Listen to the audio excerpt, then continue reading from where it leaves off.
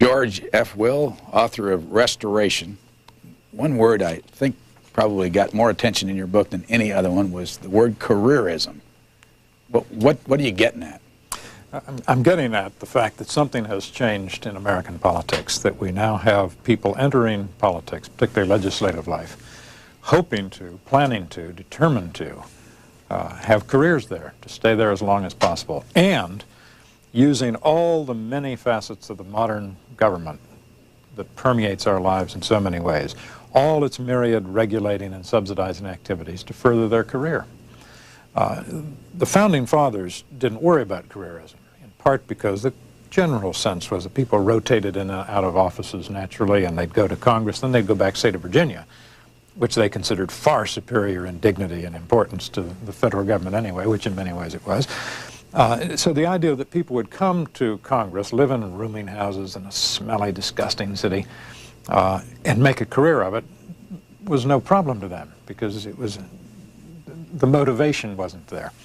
What's changed is the modern state. We now have a modern government that makes it worthwhile wielding this power, and it makes it possible to bend public power for the essentially private purpose of maintaining a career. If you had to pick a group of Founding Fathers to sit around and chat it up with, who would you pick? Madison, to start with. I mean, he was the most reflective, the most thoughtful. Madison, Jefferson, Hamilton. Madison could vaguely referee, although he was a little more sympathetic to his fellow Virginian Jefferson. But they really were, although they came to different conclusions and had different goals for the country, they did begin by saying, what is human nature, and how does it intersect with the realities of power, and how, therefore, should we conform power to the facts of human nature? It's the most sophisticated political analysis the world has ever seen, is that which took place in this country roughly from the middle of, well, the last quarter of the 18th century. It's a miracle, simply a social miracle, that so much prodigiously intelligent and articulate and passionate and far-sighted and learned argument took place, from common people to the upper reaches of New York and Virginia society. What would their reaction be if they were just dropped back in here right now and took a look at what's going on around them? Well, Hamilton would say, ha, I planned it this way, approximately. He'd say, this is my country. I wanted a vast industrial, commercial power with a strong central government. Madison would say, I planned half of this. I wanted an extensive republic, his words, so that we could have more factions. The more factions, the better, because you're less likely to have one faction coagulate into a stable, tyrannical majority. Jefferson would, I think, be 98% appalled. He's thought of as the most cheerful and optimistic of the founders, and in many ways he is, but he's also deeply pessimistic in one strain. He said, democracy will work. That's what most people hear from Jefferson. But then there was a codicil. If, he said, if, but only if, you don't have industries, banks, speculators, cities, if you don't have modern America, in other words. He was deeply anxious about the possibility of democracy flourishing where you did not have a majority composed of a rural yeomanry, trained to the virtues of independence and self-reliance by the facts of rural yeoman life. Where did you grow up? In the rural yeomanry. No, in the Midwest, in Champaign, Illinois, which is a university town. At that time, it was just a university surrounded by lots of cornfields. You say in your book that your father was a professor? Professor of philosophy. He's retired, lives at, in Urbana, Illinois right now, sure. Can you remember when you first got interested in all this stuff that you're talking about in this book? Politics?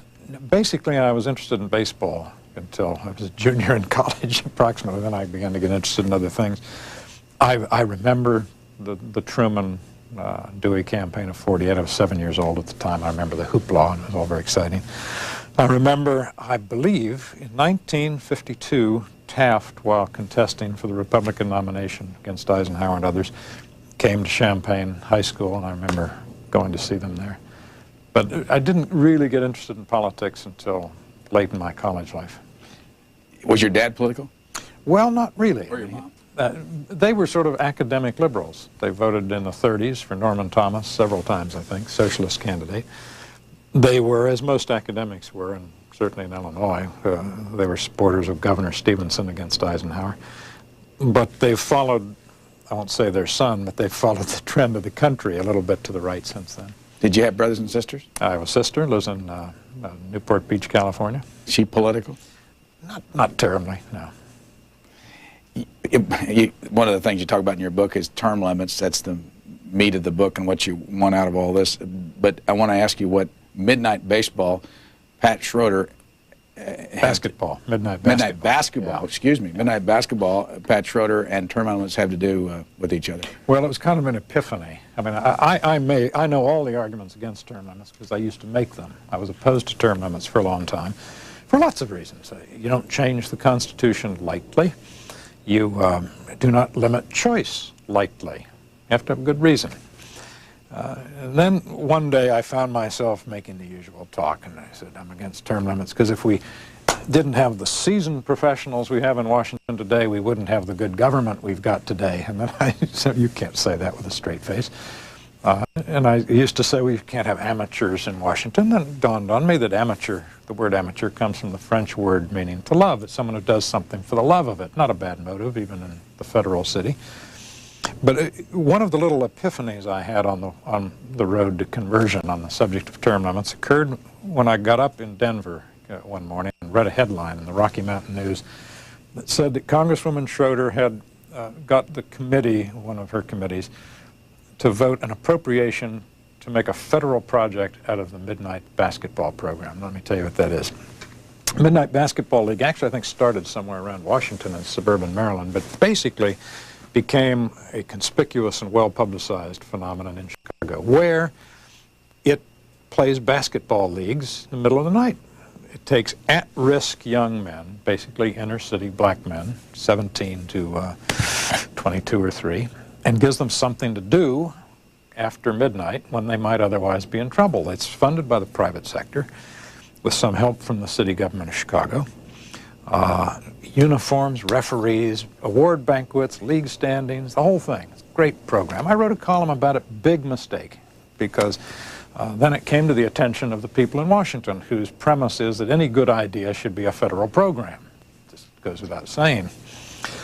So Mrs. Schroeder got a bill through, and it suddenly dawned on me that this epitomized the complete absence of any sense of what is and is not a proper federal responsibility. But more than that, it was what a strange mentality it was. That a congresswoman who's been here by now, I guess she's been here 20 years, should not think there's any question, any problem with the federal government making midnight basketball in Chicago a federal program. And at the time, I was reading a biography of Henry Clay. And I was just at the spot, all these came together in this epiphany, where Clay arrives in Washington in about 1806. He's jarred into town from the Tennessee. He's come over corduroy roads and up the rivers on the steamboats or on barges, and it's hell getting here. And he gets to town, and Congress is arguing with President Jefferson over whether or not to pass a national roads bill. And Jefferson said, all right, I'll sign this. But I'm warning you, it doesn't say anything in the Constitution that you shall build roads, the Congress shall build roads. And if you're not careful, in 150 years, you're going to be subsidizing basketball in Denver. Jefferson didn't say quite that, but that was the import of what he said. Jefferson understood that it's very important to keep some sorted out distinction between what is and is not a proper federal responsibility. There's none anymore. Once you lose the sense that not everything is the federal government's business, the floodgates are down, and everything in American life becomes fair game for career politicians to use the federal government's omnipresent, omniprovident role to bolster their careers.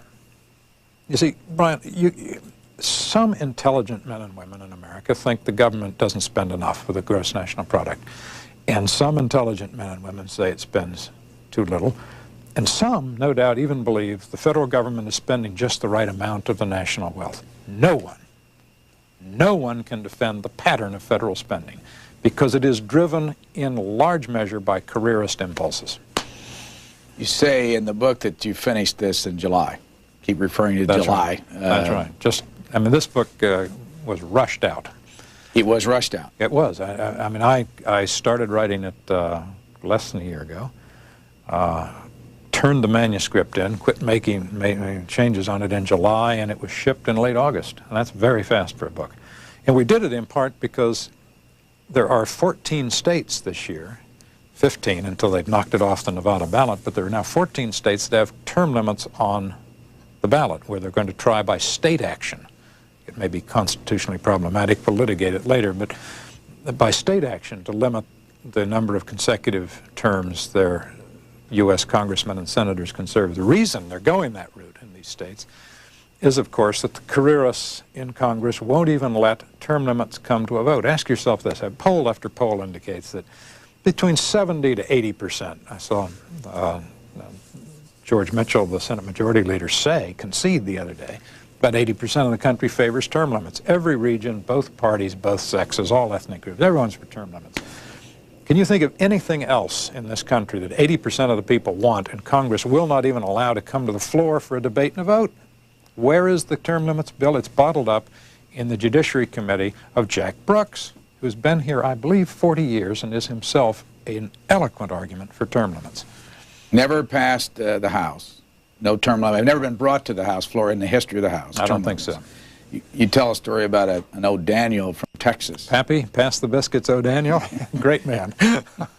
Is that the only time it's come I think so. I think so. What's the story? Well, they finally let it come to the floor, and of course, I think it lost. There were, what, 96 senators and 95 to 1, something like that. O'Daniel was on his way out to be replaced by Lyndon Johnson, I think. But it was considered an eccentric and kamikaze mission to bring it to the floor. You dedicate your book to Pat and Liz Moynihan and to Jack and Sally Danforth. Were more of the people who came to Washington like these four, this book would not have been written? Who are those folks, and why did you say that? Well, they are two senators, one Republican, one Democrat, both they and their wives, good friends of mine. They're exceptional people. They've both been here longer than term limits would allow them to stay on most recipes. Most term limits would be 2 terms for the Senate. They bring a seriousness and a gravity to public life that rises well above careerism. It is something I own up to in our advocating term limits, that it's a strange reform in that one of the very few things that you know for sure about it is bad. That is, it would end some great careers, Moynihan's and Danforth's. I say in my book that one of the, really probably the only real hero I've had in my 22 years in Washington was Scoop Jackson, who would have been removed from national life by term limits before I got here even, because he came in 1941, the year I was born. I didn't get here till 1970. I think he'd have been out by 74, or rather 64. It's an adult requirement that you face the fact that not only this reform won't solve all our problems, what reform would, but this reform causes problems. Most reforms do. And this would cut off some of the long and great careers. I face that fact. All I'm saying is that on balance, the weight of evidence is heavily on the side that there's a greater gain than loss.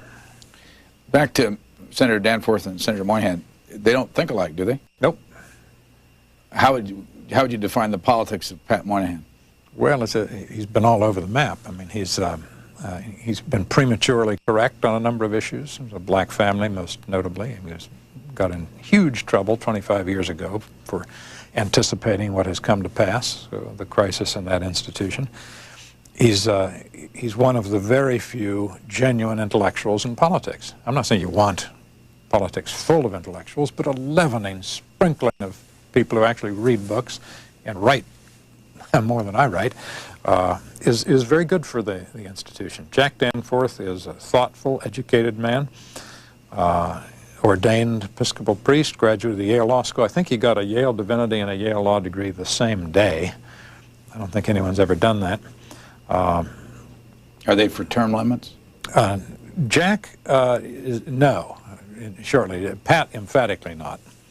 I mean, Pat believes in seniority, which he's got lots of now. believes in a professional political class. And Jack, I don't think, does either, although I think he's a bit more ambivalent on the subject. You, at one point in your book, list what, in your opinion, are the 10 strongest presidents in our history. I remember George Washington, Thomas Jefferson, and I think Andrew Jackson. Jackson, probably Polk, Lincoln, Wilson, the two Roosevelts, Ronald Reagan. You did not mention General Eisenhower or Jack Kennedy or Richard Nixon or lots of others. How come? Well, Nixon was not a strong president. He was, lots got done under divided government, by the way, since we're talking so much about that nowadays. There was a huge outpouring of important legislation under Richard Nixon, but that was just because he wasn't interested. He was going to save the world and go to China and negotiate with the Russians. And he actually said once that the country pretty much runs itself and you need a president for foreign policy. And that you can't be a strong president in the way I would mean that, use that term and govern that way. Eisenhower was, again, it's a little harder for a Republican to be a strong president, at least a modern Republican, because he really doesn't hanker to use the federal government energetically. That's what the other party believes in. Let me read to you. In fact, you know, one of the arguments in my book that I think will interest readers, because it will surprise them, is my argument for deflating the presidency. That we have this really grotesque elephantitis of the presidency now, that we tend to look upon him as a moral leader and as the man who sets the agenda for the country. And when I use the word restoration as the title of the book, it was precisely to say, I want to restore Congress by term limits, by the end of careerism, by bringing in a more deliberative kind of legislator. I want to restore Congress to its rightful place as the first branch of government. Conservatives used to believe in this profoundly, particularly conservatives shaped by a reaction, as modern conservatism was shaped by, a reaction against Franklin Roosevelt. Conservatives for years argued with James Burnham and others that Congress is the first branch of government. It's the Article I of the Constitution. It sits right here on Capitol Hill, where symbolically, where the four quadrants of the federal city touch. It is the place where American democracy ought to be most vital. And I, for one, do not rejoice, as I suppose some conservatives do, in the utter disgrace of Congress at the moment. I do not think you can love your country and despise its central institution of democratic expression, which is Congress. You know, if I were a rule or ruin conservative, someone whose conservatism was simply, let's bring government into maximum disrepute, I wouldn't be for term limits. I'd say, go right on the way you're going, you're doing fine, because you have brought the institution into ridicule and disdain. Let me ask you about your conservatism, and one way we might do that is to find out where you fit in comparison with two other people. I remember reading a Bill Safire column one time, and he said there are two kinds of conservatism, libertarian and traditional. Let me pick a traditional, Paul Weyrich, who you worked with in Senator Gordon Allen's office at one time. And Bill Safire, who said he's a libertarian. Where do you fit in that, and what does that all mean? I'm probably a little closer to Bill Safire, although not entirely. The traditional conservatives now are those who, as I think you're using it, who believe that the culture is as much the problem as the economy, that American values need looked after, and that the government has a role in husbanding and nurturing the cultural temper of the country. I broadly agree with that. I wrote a book long ago, read by dozens, called Statecraft as Soulcraft, What Government Does was the subtitle. And I argued that government cannot avoid soulcraft, that is, worrying about the values of the people. It does it through education, it does it through what activities it criminalizes or tolerates, that it has lots of values. Civil rights laws express values. Capital punishment for certain behavior expresses values. And so government ought to think about that. So Paul Weyrich, I think, is right to say the government has a role in this. However, I'm a strong libertarian bent in that I believe markets are far and away the best allocators of wealth and opportunity. And that when you politicize more and more decisions, economic or otherwise, you're getting the government in over its head. I mentioned Paul Weyrich and Senator Allen, but let me drop back to Champaign, Illinois, and Springfield and Urbana and all that area of the country. You left there at some point. What was the reason? I left there at 18 to go away to Trinity College in Hartford. Why'd you pick Trinity? They had a scholarship program for kids from Illinois, that's why. And my parents were college teachers and didn't have a lot of money. What did you major in? I think I had a double major in government and religion. Why did you choose those two? I think I liked professors, particularly, and was attracted to their courses. What did you think of Trinity? What impact did it have on you? Well, I was a slow awakener to the academic side. I went to Trinity and got involved in the newspaper. I was from Central Illinois, and New York was right down the road, and it was New York at that time before it became the mess it is today, and it was charming. You could go to Washington Square and Greenwich Village, and it was sort of the last flowering of New York as a romantic Babylon on the Hudson. I got interested in politics then. I was, as a freshman, I guess, let's see, I went sophomore, I guess it was, during the Kennedy-Nixon campaign. I was active in the Connecticut Students for Kennedy. But, I say in my defense, people need to remember that that was before the Democratic Party was transformed by Vietnam and by the McGovernite takeover. This was when Kennedy was in many ways running to the right of Nixon. He was running on a missile gap that the Eisenhower administration hadn't been resolute enough in the Cold War. Did Jack Kennedy bring you into politics then? Well, I suppose in some way I suppose anyone who'd been running then, I would have got interested, but it's certainly my quickening interest in politics coincided with the Kennedy campaign. What happened after Trinity? I went to Oxford for 2 years, came back and voted for Goldwater. That's all it took. In England, I was struck by three things. On my vacations, I went to Berlin twice. And the Berlin Wall went up in August '61, so it was a fresh phenomenon, and it was quite a stunning experience. If you wanted to learn the cost of modern politics and the stakes of modern politics, you had to see the Berlin Wall. I mean, I was there when shortly after Peter Fechter, the young man, tried to escape and was shot and left to bleed to death at the wall. And I was there, still a little altar there to Peter Fechter. I actually helped a guy escape from East Germany before I left Europe for 2 years.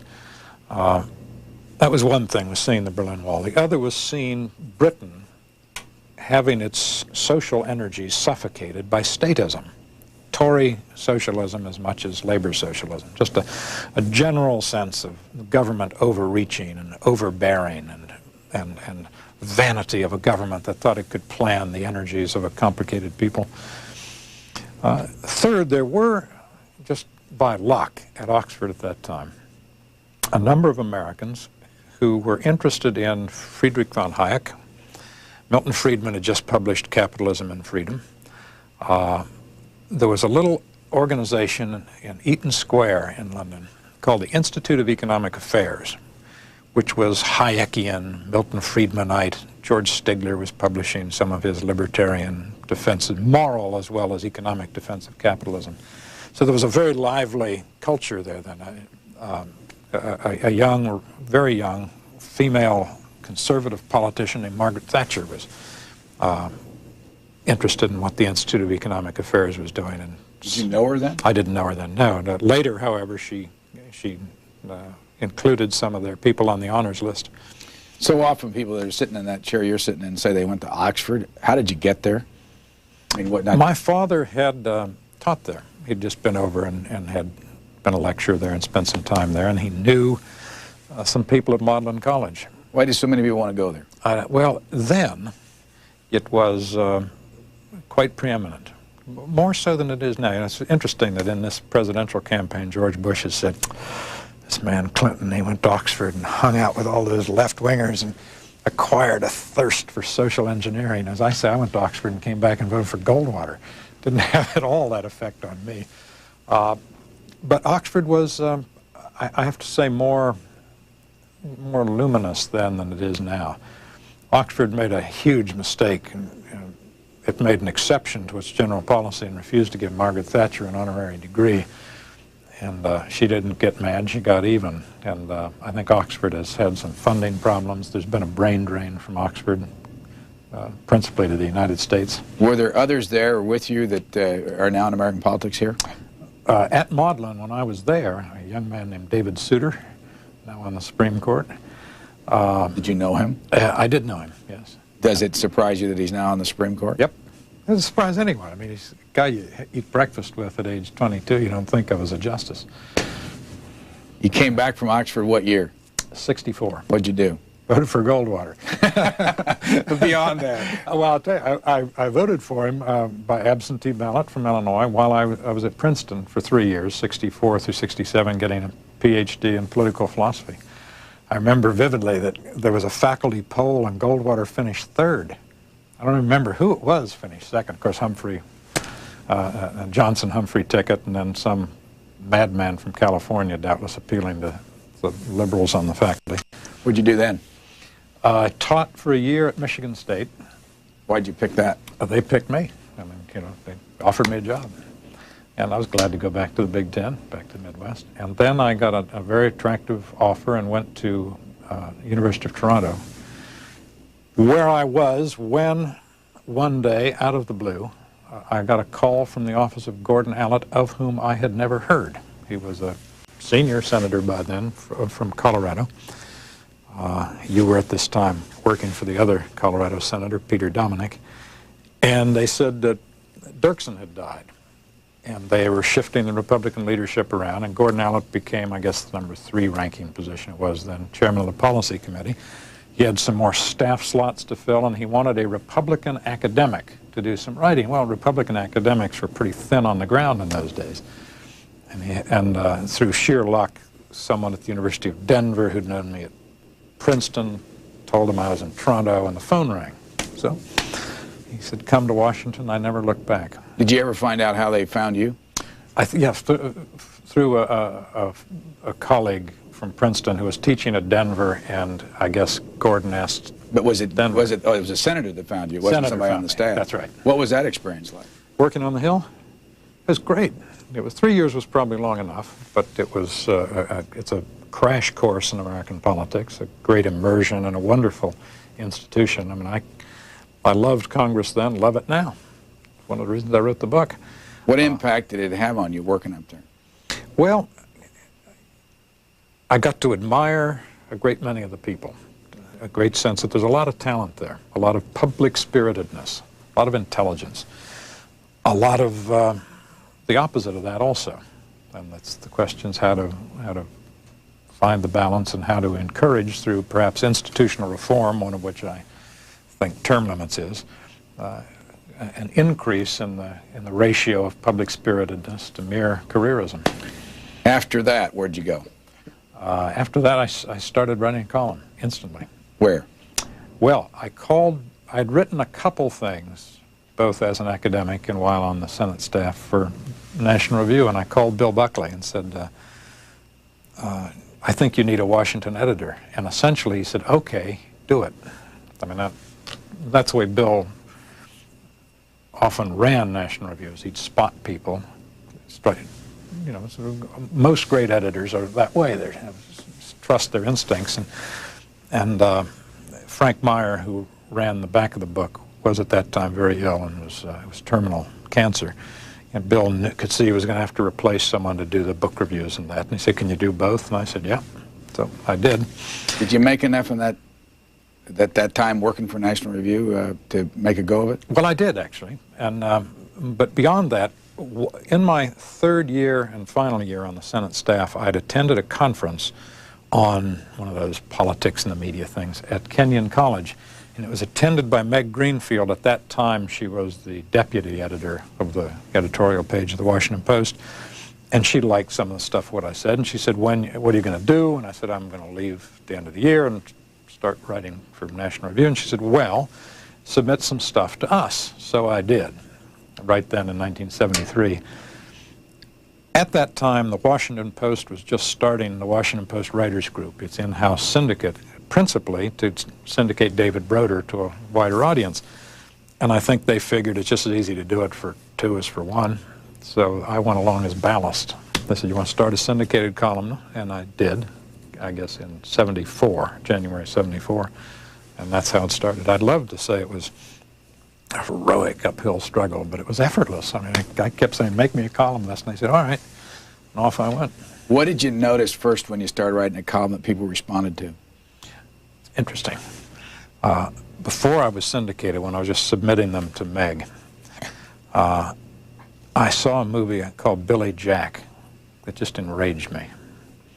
And I wrote a column about Billy Jack and The Graduate and one other movie. Tom Laughlin? Yeah, all of which offended me. Current presidential candidate? Yeah, current president. And the phone starts ringing off the hook. And also, the Washington Post at about this time did one of their deep sociological think pieces. They went out to Reston, Virginia, and talked about the representative yuppie couple struggling to get by in Washington.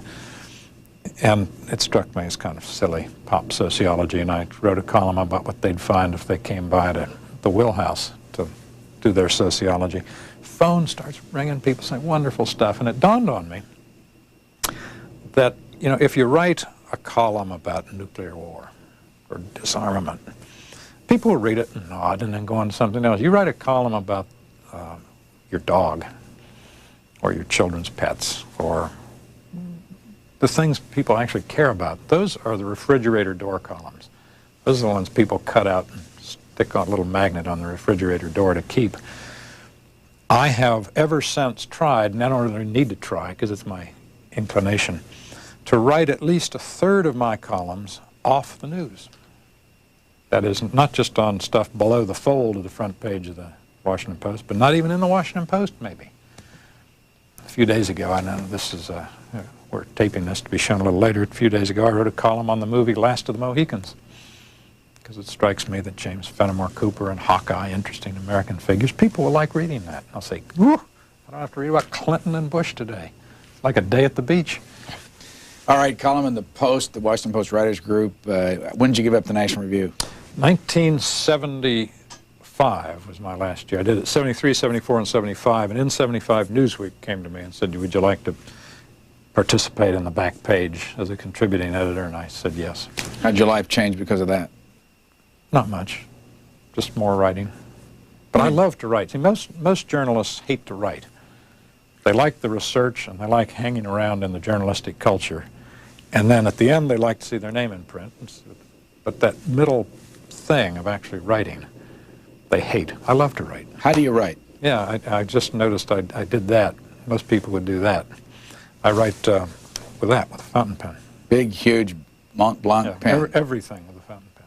And I write books with it. What do you write it on? Yellow tablets. Richard Nixon used to do that. Yes, I don't care. I still do it. Where do you write? In my office in Georgetown, on airplanes, everywhere. I mean, I have an itch to write. I would explode if I couldn't write. How often do you write? Well, I write 5 columns every 2 weeks to begin with. And then I write book reviews and I write books. How many books have you written? 8. Some of them are compilations of columns, so they don't count, maybe. I mean, they're books, but I didn't write them as books. Are you still on the board of the Baltimore Orioles? Yep. How much time do you spend doing that? Not much. I mean, it's largely honorific, but great fun. Do you speak for a living? I mean, Yeah. How often? I don't know. It varies. How I've got a lot important of is that? rules. Well, it's not that important. I won't travel on weekends. Don't do much in the summer. Don't travel in the middle of a Newsweek week, which is every other week when I write the Newsweek columns. I have so many rules that I hold it down. I turn down more invitations than I take. And how about television? When did that start? Almost right away. There was a program in town then called Agronsky and Company. Martin Agronsky was the host. It was distributed a little bit by the Post-Newsweek Broadcasting Organization. And it was 4 or 5 people sitting around arguing. And there was a man on there named Peter Lissagore, who died of cancer. And I was sort of the 5th wheel. I was the substitute. And then when he died, I became a regular. How did television change your life? Well, I think it helps get people to read you.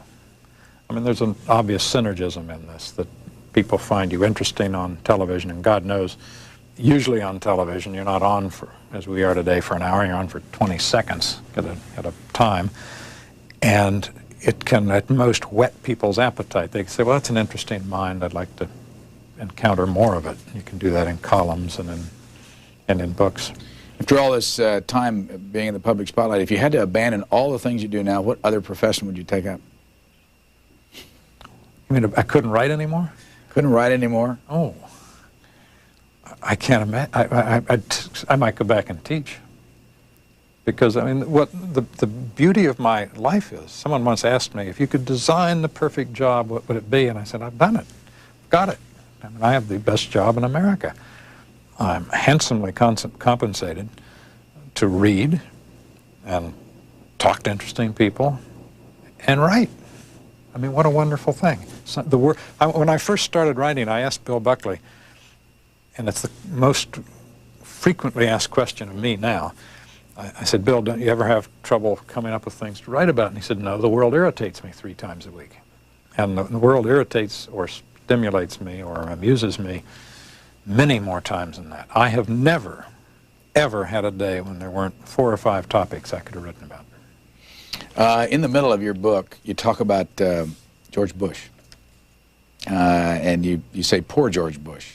And you say things like this: Bush has at least been useful by demonstrating what happens to that reliance when the president is a stammering cipher. I might stop to ask you what a stammering cipher is, first of all. That's someone who has nothing to say and doesn't say it very well. Bush is the most narrow-gauge president in living memory, and even his narrow interest and supposed competence is ill-suited to his moment on center stage. That's right. He really trained all his life to conduct the presidency in a way that suddenly became anachronistic. That is, he was going to be the administrator of the western side of the Cold War. Comes to power January 20th, 1989, November 9, 1989, the Berlin Wall comes down, and suddenly that model of the presidency, which was inadequate even for the Cold War era, was utterly anachronistic. I'm not sure I remember this right, but I think one column you called him a lapdog. I did. Did you think about that before you wrote it? Yep. In 1980, it was January 1986, and he was campaigning in a way that I considered demeaning and unacceptable, and saying things about people that were flat not true. And so I finally, actually, finally gave the speech that finally snapped my patience. You know, George Bush had been a guest several times in my home. I'd been in his swimming pool in Houston. Not a man I had a grudge against, but I just had enough. And I called Marlin Fitzwater, who at that point was his press secretary as vice president, and I said, tell me, when he said this, did he have a text? Was he reading that?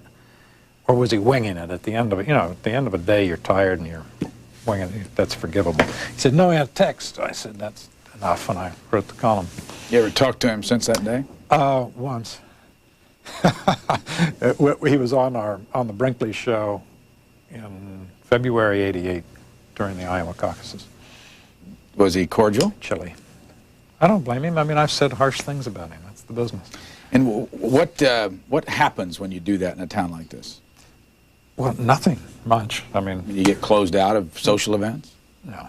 Well, I mean, people said, oh, you'll never get invited to the White House dinners. I was friendly to the Reagans, and I only went to 2 White House dinners. I went to one early on and found it such a tedious, sort of formal bore.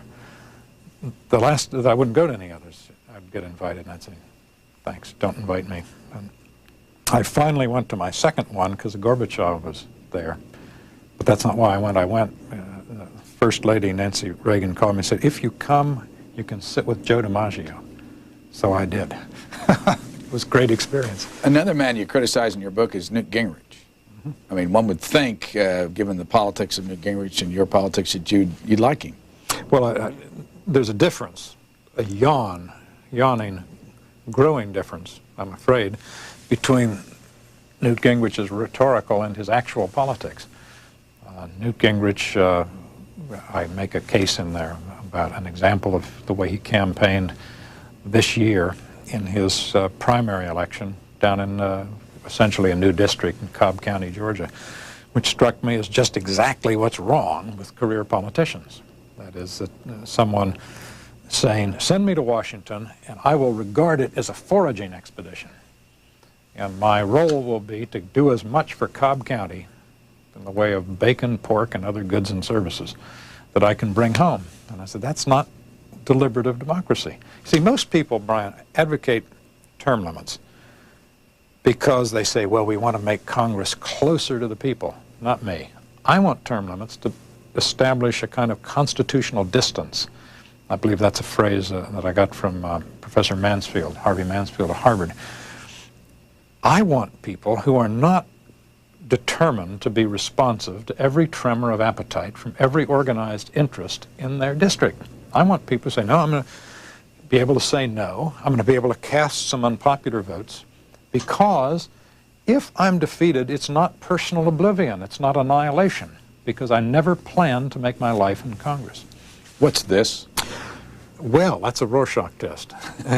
And what I see in it, Doctor, is a congressional district. Which one is that? That, I believe, is Chicago. Can you tell? Yes, that's Illinois. That is a congressional district drawn by a computer in order to produce a Hispanic, I believe, an Hispanic legislator. We now have so twisted and distorted the Civil Rights Act of '65 and as amended in '82 that we produce things like this, because we have decided that as part of the new racial spoils system, as part of our entitlement system, certain government-approved ethnic groups are entitled to safe seats. It's absolutely astonishing. See, once upon a time, this is all part of the careerism, by the way, and the arrogance that has overtaken a dynastic Congress. Once upon a time, the theory of democracy, quaint but rather nice, was that the constituents picked their elected leaders. Now the elected leaders pick the constituents, with a little help from the computers. Television and the presidency and the Congress. What's television? You write a lot about the impact of television on the presidency. Well, let's take the presidency first. It is no accident, comrade, as the Marxists used to say, that television and the Cold War arrived in America almost simultaneously. Late 40s, early 50s. Television is, and here I must bite one of the hands that feeds me, television is an slave to an inherently superficial news-gathering instrument, a camera. Has to be pointed at something. They need pictures. The most convenient thing to point it at is the presidency. The president, one guy. Congress is 535 people, most of whom aren't known. President's known. So, and indeed now, for years and years, part of the evening newscast has come from the president's front lawn. Donaldson and these guys stand out in front here at the White House today. Oh gosh, president, center of our lives, comes into our house every night at dinner time. Well, we lose sight of the fact, don't we, that the president is the executive at the top of one of the three branches of one of our many governments in this federal system. He is not Pope, he is not a bishop, he is not our moral leader, he is not our spiritual advisor. He's a politician, a chief executive, but he has become a kind of tone setter for the country, looked upon this way. Got a hurricane in Florida? Get the president down there. Got a riot in Los Angeles? Get the president there. What? He's going to wait 5 days? Intolerable. Where did we get this idea? That the presidents must sort of flit down from the sky, bringing healing and moral sustenance and insight. He's just a fella. I mean, there's something profoundly unhealthy, but more to the point, to put it in the context, as I do in the book, of classical Republican, small r, the idea of a republic. Something wrong about investing a political leader with this kind of almost sacerdotal function. Just a guy. You testified at one point back in middle 80s against the idea of televising the Senate. Yeah. How come? I thought that it would close, to recur to the phrase I used a moment ago, it would further close the constitutional distance that ought to exist between the represented and their representatives. The theory, the core principle of Republican government, this is a republic, is the principle of representation, under which the people do not decide issues, they decide who will decide. And they send them to the Capitol to deliberate, to reason together as representatives, and come to conclusions, hopefully thinking about the next generation, not just the next election. I thought, still think somewhat, but I'm less alarmed, that by televising, by bringing an audience in to look over the shoulder of these people, as it were, you would close this distance. You would make you would encourage a more plebiscitary, more direct democracy. That people would be constantly feeling the pressures, constantly feeling people looking at me. How do I behave? And that is the enemy of deliberation. Have you sensed, both the House and the Senate being on television, a negativism that's come out of that? I'm not. I would be loath to blame the recent decline of Congress in its behavior, its effectiveness, and its standing on television. I don't think it's had quite the effect I thought it would. I think Senator D'Amato might have sung during his filibuster anyway, even if television weren't on him. I mean, I blame D'Amato, not television. You show some statistics about back to term limits that suggest that the terms that people, the average term they spend here anyway is 12 years, and that staffs, for instance, you have statistics that show that Senate staff's 5.7 years, House staff 5 years. Right. Now these numbers are skewed a little bit. The average for staff can be 5 years, but the most important staff, the staff directors of the important committees and all the rest, they stay longer. Similarly, when it's all very well for Tom Foley and others to say, and we've had a 90% turnover since the Goldwater election or since the Watergate election of '74, that's not what's crucial. The crucial is how many of the senior committee chairmen stay on and on and on. And more than that, what is crucial is what motives bring people to Washington. See, term limits is a very Madisonian kind of reform. It says we are going to, with a surgical little few words in the Constitution, we would say, can only serve so many consecutive terms, 4 in the House, 6 in the House, 2 in the Senate. The result will be that you cannot come here with the motive that now activates a great many people of staying here forever. And therefore, you will have an incentive to behave differently while you're here. Because when people say, well, can't do anything to reduce the deficit, because it'll make so-and-so mad. I say, look, I make someone unhappy, that's all right, because I'm going home anyway. You know, one of the reasons the courts have become so central to American life, rather than being, as they ought to be, peripheral, is that a career legislative class has been only too eager to let the courts handle abortion and race and capital punishment and all the rest. Take the hot potatoes, let us deal with the bridges and roads and pork barrel and all the rest, because the really difficult and vexing issues of our democracy are divisive and dangerous. There are a lot of different people you cite in here that you enjoy reading. A couple I want to ask you about. Why is it so many people cite Alexis de Tocqueville? Well, because no one has ever written about democracy generally, but our democracy so acutely. No one, I don't think so. I don't know, not Lord Bryce, not even all the great Americans. He was a foreigner, so he brought the fresh perspective that sometimes comes with an absolute, the way you and I might see Rome in a way that a Roman couldn't. Beyond that, he came at just the right time, about the 1830s. The founding generation had passed. The second and third presidents famously died hours apart on the 50th anniversary of the Declaration of Independence, July 4th, 1826. The country was feeling the founding generation is past, and the great heroic age is past, perhaps, and the virtues that they exemplified are in danger. And there was a great anxiety in America about whether or not you could have Republican, again, small r, Republican virtue in a changing, expanding, immigrant nation of aspiring capitalists and commercial people. De Tocqueville arrived with his acute intelligence at exactly this moment of great national introspection. I mean, we're always an introspective nation because we are dedicated to a proposition, defined by ideas and ideals, and therefore condemned permanently to worry about living up to them. But the moment de Tocqueville got here was one of particularly acute anxiety, and he made the most of it. You have a chapter from Bristol to Cobb County. Where's Bristol? Bristol is in the coast of England.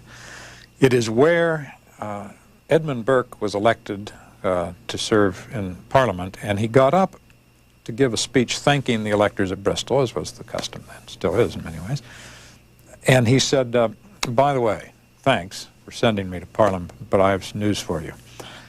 I know you have a practice and a habit here called instruction, where you send directives to your representative telling him how to vote. And he said, don't bother, essentially. He said, that's not what I owe you. I owe you my industriousness and my energy, but I also owe you my independent judgment.